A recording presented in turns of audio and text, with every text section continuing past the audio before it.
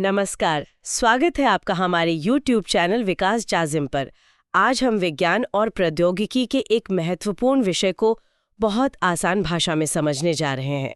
आज हम समझेंगे कि उपग्रह यानी सैटेलाइट्स पृथ्वी के चारों ओर कैसे घूमते हैं, वे कितनी तरह की कक्षाओं में होते हैं और उन्हें अंतरिक्ष में भेजने वाली शक्तिशाली रॉकेट तकनीक कैसे काम करती है। तो चलिए सबसे पहले बुनियादी बात से शुरू करते हैं।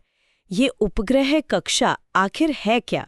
सुनने में ये शब्द बड़ा भारी लगता है, पर असल में ये बस एक अदृश्य सड़क है, एक काल्पनिक रास्ता जिस पर कोई सैटेलाइट पृथ्वी का चक्कर लगाता है। जैसे हमारी गाड़ियां सड़कों पर चलती हैं, वैसे ही सैटेलाइट्स इन ऑर्बिट्स में घूमते हैं और इन रास्तों को उनकी ऊंचाई, झुकाव और आकार के हिसाब से बांटा जाता है। बिल्कुल, और ये सिर्फ रास्ते नहीं हैं, आप इन्हें हमारे मॉडर्न जीवन का पूरा इंफ्रास्ट्रक्चर कह सकती हैं। सोचिए, हमारे मोबाइल फोन पे बात कराना, टीवी पर मैच देखना, गाड़ी में रास्ता बताने वाला जीपीएस, मौसम का पूर्वानुमान, यहाँ तक कि देश की सुरक्षा भी। हाँ बिल्कुल, सब कुछ इन्हीं अदृश्य सड़कों पर घूम रहे सैटेलाइट्स की वजह से मुमकिन है।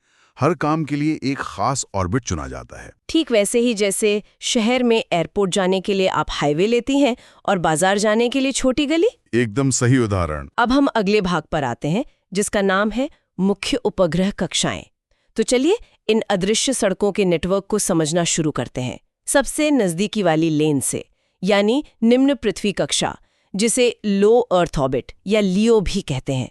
ये पृथ्वी की सबसे करीब है ना? लगभग 160 से 2000 किलोमीटर ऊपर। हाँ, और करीब होने की वजह से यहाँ स्पीड बहुत तेज होती है। एलियो में सैटेलाइट्स किसी रेसिंग कार की तरह सिर्फ 90 से 120 मिनट में पृथ्वी का एक चक्कर पूरा कर लेते हैं। सिर्फ 90 मिनट में? मतलब दिन में कई बार? हाँ बिल्कुल, दिन में लगभग 15 से 16 बार पूरी दुनिया का चक्कर। और इस तेजी और नजदीकी का सीधा फायदा है पृथ्वी की एकदम साफ हाई रेजोल्यूशन तस्वीरें लेना। अच्छा, तभी भारत के कार्टोसैट और रिसोसैट जैसे उपग्रह इसी कक्षा में है, जमीन की निगरानी के लिए। जी, और सिर्फ वही नहीं, अंतरिक्ष यात्रियों का घर यानी अंतर्राष्ट्रीय अंतरिक्ष स्टेशन ISS, वो भी लगभग 400 किलोमीटर की ऊंचाई पर इसी लियो में है। अरे वाह! और आजकल जो हम स्टारलिंक और OneWeb जैसी कंपनियों के बारे में इतना सुन रहे हैं, जो पूरी दुनिया में सैटेलाइट से इंटरनेट देने का वादा कर रही हैं। हाँ, तो वो भी इसी लियो का इस्तेमाल कर रही हैं। बिल्कुल सही पकड़ा। उनके हजारों छोटे छोटे सैटेलाइट्स का झुंड इसी लियो में घूम रहा है, और इसी की बदौलत अब ये संभव है कि राजस्थान के किसी दूर दराज के गांव तक भी हाई स्पीड इंटरनेट पहुंच सकता है। ये तो बहुत बड़ी बात है ना? और हाल ही में, मतलब 2025 में, भारत ने PSLV C61 से EOS-09 उपग्रह को भी पृथ्वी के अवलोकन के लिए इसी कक्षा में भेजा है। ठीक है, लियो तो समझ आ गया।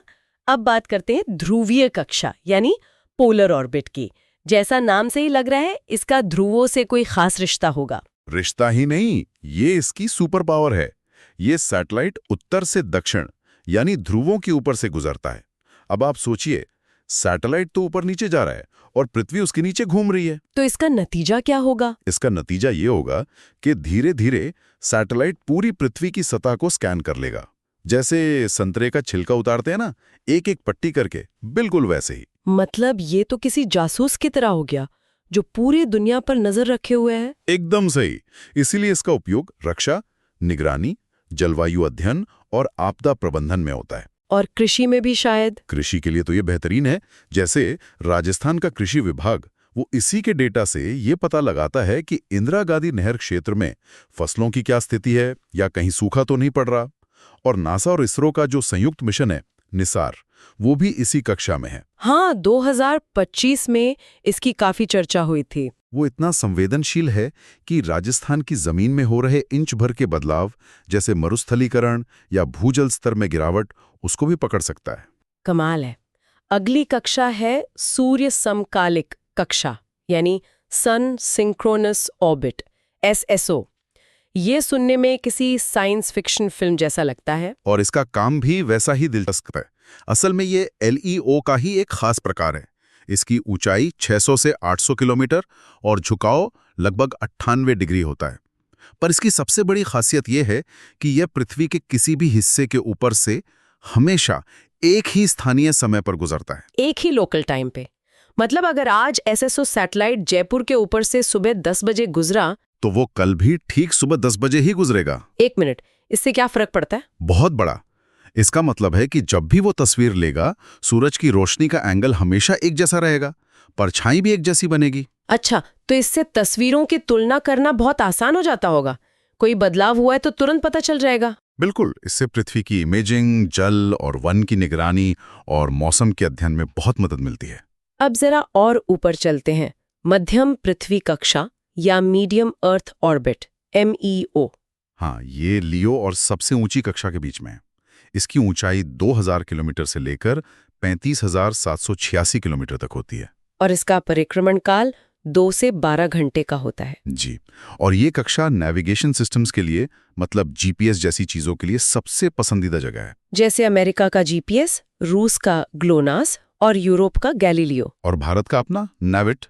इन सभी के उपग्रह MEO में ही स्थापित हैं। तो आज राजस्थान में परिवहन सेवाओं से लेकर किसान अपनी सिंचाई प्रणाली तक में नेविक की मदद से सटीक लोकेशन का पता लगा सकते हैं। हाँ, और आपको बताऊं, 2025 में भारत ने NVS-02 उपग्रह का प्रक्षेपण किया है, जिससे नाविक की सटीकता और भी बढ़ गई है। इसके बाद आती हैं 2 जुड़वां जैसी कक्षाएं, भूसमकालिक यानी जियोसिंक्रोनस GSO और भूस्थिर यानी जियोस्टेशनरी GEO।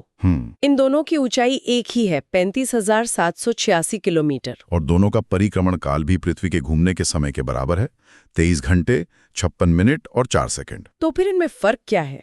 इनमें एक बहुत बारीक लेकिन बहुत महत्वपूर्ण अंतर है। GSO का झुकाव शून्य नहीं होता, इसलिए वो आसमान में दिन भर एक 8 के आकार का पैटर्न बनाता हुआ दिखता है। और GEO? वहीं GEO का झुकाव ठीक 0 डिग्री होता है, और ये भूमध्य रेखा के ठीक ऊपर होती है। तो इसका नतीजा ये होता है कि ये उपग्रह जमीन से देखने पर आसमान में हमेशा एक ही जगह पर स्थिर नजर आता है। अच्छा, तभी हमारे घरों में जो DTH एंटेना एक दिशा में सेट होता है, वो असल में जियो सैटेलाइट की ओर ही इशारा कर रहा होता है। एकदम सही। इसीलिए जियो कक्षा टीवी प्रसारण और मौसम के पूर्वानुमान के लिए एकदम सही है। ये तो हुई कक्षाओं की बात, लेकिन ये सैटेलाइट्स इतनी ऊंचाई तक पहुंचते कैसे हैं? यहीं पर भू स्थानांतरण कक्षा यानी जियो स्टेशनरी ट्रांसफर ऑर्बिट GTO का काम आता होगा। बेहतरीन सवाल। GTO एक तरह का हाईवे है।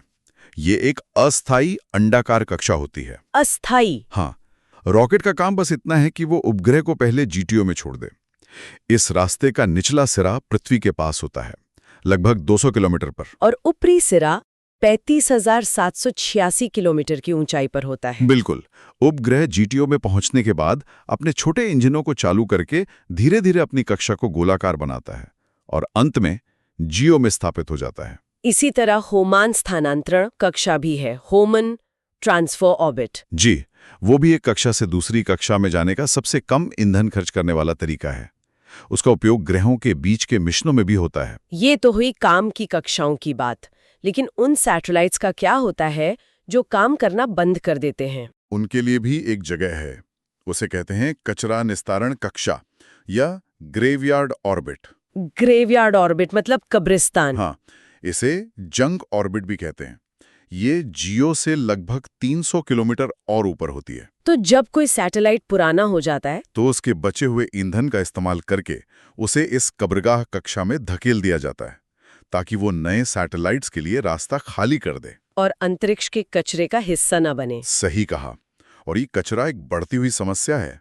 इसीलिए 2025 तक भारत अब लिडार आधारित प्रणाली विकसित कर रहा है, ताकि अंतरिक्ष के इस बढ़ते हुए कचरे पर नजर रखी जा सके। और अंत में उच्च पृथ्वी कक्षा यानी हाई अर्थ ऑर्बिट। हाँ, ये अत्यधिक अंडाकार होती है। इसकी खासियत ये है कि ये पृथ्वी के किसी एक गोलार्ध पर बहुत ज्यादा समय बिताती है। इसका उपयोग उत्तरी कक्षांशों में संचार के लिए और अंतरिक्ष के मौसम के अध्ययन के लिए होता है। उदयपुर की सौर वेधशाला, जो सूर्य का अध्ययन करती है, उसे HEO में मौजूद उपग्रहों से मिले डेटा से बहुत मदद मिलती है। अब हम अगले भाग पर आते हैं, जिसका नाम है प्रणोदक एवं रॉकेट इंजन। तो अब आते हैं उस असली ताकत पर जो इन सैटेलाइट्स को उनकी मंजिल तक पहुंचाती है, रॉकेट। ये किस सिद्धांत पर काम करते हैं? ये रॉकेट संवेग संरक्षण के सिद्धांत पर काम करते हैं। सरल भाषा में समझाएं तो? सरल भाषा में कहें तो न्यूटन का तीसरा नियम, हर क्रिया की बराबर और विपरीत प्रतिक्रिया होती है। Action reaction. जी, रॉकेट के इंजन में ईंधन और ऑक्सीडाइजर जलते हैं, जिससे बहुत तेज रफ्तार से गैसें नीचे की ओर निकलती हैं। ये हुई क्रिया। और इसी की प्रतिक्रिया में रॉकेट ऊपर की ओर उठता है। अच्छा, इन रॉकेट्स में किस तरह का ईंधन यानी प्रणोदक या प्रोपेलेंट्स इस्तेमाल होता है? मोटे तौर पर 3 तरह के। पहला है ठोस प्रणोदक यानी सॉलिड प्रोपेलेंट्स। इसमें HTPB जैसा ईंधन और अमोनियम परक्लोरेट जैसा ऑक्सीडाइजर, इनका मिश्रण होता है। एक ठोस केक की तरह। हाँ, समझ लीजिए। एक बार इसमें आग लगा दी तो ये पूरा जले बिना रुकता नहीं। अच्छा। जैसे PSLV रॉकेट के शुरुआती बूस्टर में इसका इस्तेमाल होता है। और दूसरा है द्रव प्रणोदक, लिक्विड प्रोपेलेंट्स। जी, इसमें UDMH और नाइट्रोजन टेट्रोक्साइड जैसे रसायनों का इस्तेमाल होता है। इसका सबसे बड़ा फायदा यह है कि इसके प्रवाह को नियंत्रित किया जा सकता है। मतलब इंजन को बंद या चालू किया जा सकता है। बंद, चालू या उसकी ताकत को कम ज्यादा सब कुछ किया जा सकता है। और तीसरा और सबसे शक्तिशाली क्रायोजेनिक प्रणोदक। हाँ, क्रायोजेनिक प्रोपेलेंट्स। इसमें अत्यधिक ठंडी गैसों का उपयोग होता है। तरल हाइड्रोजन जो -253 डिग्री सेल्सियस पर होती है। -253 डिग्री। और तरल ऑक्सीजन जो -183 डिग्री सेल्सियस पर होती है। भारत के सबसे शक्तिशाली रॉकेट GSLV, जिसे अब LVM-3 कहते हैं, उसमें इसी का उपयोग होता है। अब हम अगले भाग पर आते हैं, जिसका नाम है क्रायोजेनिक इंजन, इतिहास एवं विकास। ये क्रायोजेनिक तकनीक हासिल करना भारत के लिए एक लंबी और चुनौतीपूर्ण यात्रा रही है ना? बहुत चुनौतीपूर्ण। ये 1990 के दशक की बात है। भारत ने रूस से ये तकनीक लेने के लिए समझौता किया। लेकिन 1991 में सोवियत संघ के विघटन और बाहरी दबाव के कारण ये समझौता रद्द हो गया। मतलब रूस ने तकनीक देने से मना कर दिया? हाँ, 1993 में रूस केवल 7 इंजन देने पर राजी हुआ, तकनीक देने पर नहीं। ये तो एक बहुत बड़ा झटका रहा होगा। बहुत बड़ा। तब भारत ने खुद इसे बनाने का फैसला किया और 1994 में महेंद्रगिरी में प्रोजेक्ट शुरू हुआ। और फिर 20 साल बाद 2014 में ISRO ने पहले स्वदेशी क्रायोजेनिक इंजन का सफल परीक्षण किया। बिल्कुल। और इस तकनीक को हासिल करने के साथ ही भारत दुनिया का 6ठा देश बन गया जिसके पास ये क्षमता है। इस तकनीक के लाभ क्या हैं? ये इतनी जरूरी क्यों थी? देखिए, सबसे बड़ा लाभ है ताकत। ये पारंपरिक इंजनों से 1.5 से 2 गुना ज्यादा थ्रस्ट यानी धक्का देता है। इससे भारी उपग्रहों को जियो जैसी ऊंची कक्षाओं तक भेजना संभव हुआ। सही। दूसरा, इसका ईंधन, हाइड्रोजन और ऑक्सीजन प्रचुर मात्रा में उपलब्ध है। और सबसे अच्छी बात ये कि इसके जलने से सिर्फ पानी की भाप बनती है, इसलिए ये पर्यावरण के अनुकूल है। पर चुनौतियां भी तो बहुत होंगी। चुनौतियां जबरदस्त थीं।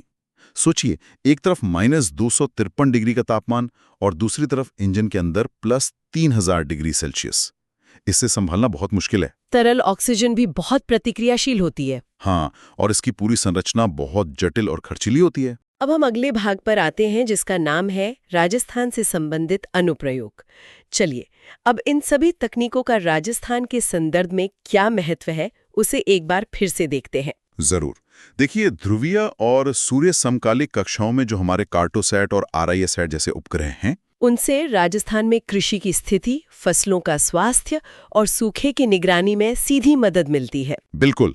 फिर नैविक प्रणाली जो MEO और जियो कक्षाओं में है, वो राज्य में परिवहन, सिंचाई प्रबंधन और कृषि गतिविधियों के लिए सटीक नेविगेशन प्रदान करती है। और निसार मिशन का भी आपने जिक्र किया था। हाँ, निसार मिशन राजस्थान की जमीन, जल स्रोतों और वनस्पति में हो रहे बहुत सूक्ष्म बदलावों का भी विश्लेषण करेगा, जो भविष्य की योजना के लिए बहुत महत्वपूर्ण होगा। और उदयपुर सौर वेधशाला HU आधारित मिशनों के डेटा का उपयोग करके सौर गतिविधियों का अध्ययन करती है, जिसका असर हमारे संचार और मौसम पर पड़ता है। अब हम आज की चर्चा के अंतिम भाग पर आते हैं, जिसका नाम है सारांश। तो आज की इस विस्तृत चर्चा से ये साफ है कि उपग्रह कक्षाएं हमारे जीवन के हर पहलू में, चाहे वो संचार हो, नेविगेशन हो या वैज्ञानिक अनुसंधान, एक बहुत महत्वपूर्ण भूमिका निभा रही हैं। और इन उपग्रहों को उनकी मंजिल तक पहुंचाने वाली प्रणोदक प्रणालियां, विशेषकर क्रायोजेनिक इंजन, आज भारत की प्रक्षेपण क्षमता की रीढ़ है। 2025 तक भारत ने न केवल कक्षा तकनीक और क्रायोजेनिक इंजन में महारत हासिल की है, बल्कि अंतरिक्ष कचरा प्रबंधन जैसे भविष्य के क्षेत्रों में भी महत्वपूर्ण प्रगति की है। आज की चर्चा वाकई जानकारी से भरपूर थी। जाते जाते एक विचार मन में आता है। जरूर। जैसे जैसे स्टारलिंक जैसी कंपनियां हजारों सैटेलाइट्स के समूह लॉन्च कर रही हैं और अंतरिक्ष में भीड़ बढ़ती जा रही है, तो क्या भविष्य में अंतरिक्ष का प्रबंधन करना पृथ्वी के महासागरों के प्रबंधन से भी बड़ी चुनौती बन जाएगा? ये सोचने वाला सवाल है। इस सवाल पर सोचना दिलचस्प होगा। यदि आपको ये व्याख्या पसंद आई हो तो हमारे YouTube चैनल विकास जाजिम को सब्सक्राइब करें। इस ऑडियो को अपने दोस्तों के साथ शेयर करें और अगर पसंद आया हो तो लाइक जरूर करें। अपने सुझाव और विचार कमेंट बॉक्स में अवश्य लिखें। धन्यवाद।